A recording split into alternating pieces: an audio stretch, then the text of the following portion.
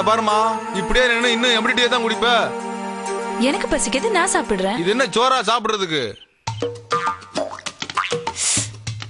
பேசாம இருங்க, நாக்கு சுடுது. பின்ன இருக்காதா? இம்புட்டி சூட்லயும் எவ்வளவுதான் குடிப்ப? ஏன் நீங்க சாப்பிடுறது? எங்களுக்கு வேணாமா. இங்க பாரு, இனிமே நடந்து போயெல்லாம் டீ வாங்கிட்டு வர முடியாது. ஏன்? ஏன்னா காசு இல்ல. ஏய் வண்டு, செத்தனா சும்மா இருக்கியா? லந்தடிக்க தான் நேரமா? ஏய் அதான் டீ குடிச்சுட்டல, நீ யாருன்னு இப்ப எங்களுக்கு தெரிஞ்சாங்கண்ணா. ஏமா ஏன் அமைதியா இருக்க? சரவணன் கேக்குறான்ல, சொல்லுமா. இன்னும் எம்படி நாள் தான் அப்படி டீயை ஊதி ஊதி குடிச்சுக்கே இருப்ப? சித்தப்பு, நான் வேணா நைஸா போய் டம்ளரை பிடிங்கிறவா? சும்மா இப்படி பேசிய டைம் வேஸ்ட் பண்ண வேணா. ஏய் சொல்லு, நீ யாரு? எதுக்கு எங்களை பார்த்து பயந்து ஒண்ண? அவங்க யாரு? பாதி வழியில் எங்களை மறைச்சு உன்ன வேற கூப்பிடுறாங்க. என்ன போய் சொல்லிட்டு வந்த அவங்க கிட்ட? இப்ப யாரையும் ஏமாத்த போற எங்க வீட்டுல உட்காந்துக்கிட்டு?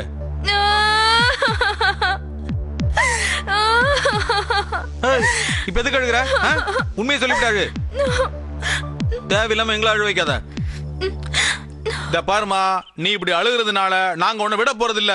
இது வரைக்கும் வேலைக்காரியா நடிச்ச, ஆனா இப்ப ஏய் இப்ப நீ உண்மையை சொல்லி ஆகன, இல்ல உன்னை அந்த கரடி தாடிக்காரன் பிடிச்சு கொடுத்துருவேன்.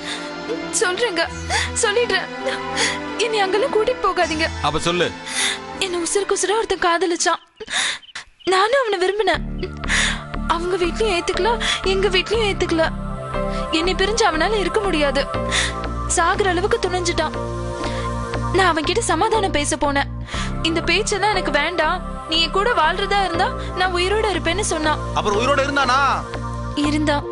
வா நம்ம 2 பேரும் எங்கேயாவது போய் கல்யாணம் பண்ணிக்கலாம்னு கூப்பிட்டான். சரி, அப்புறம் நானும் அவனை நம்பி ரயில்வே ஸ்டேஷன்ல காத்துக்கிட்டு இருந்தேன். வந்தானா? வந்துச்சு. அவன் இல்ல, ரயில் தான். அப்புறம் என்னாச்சு?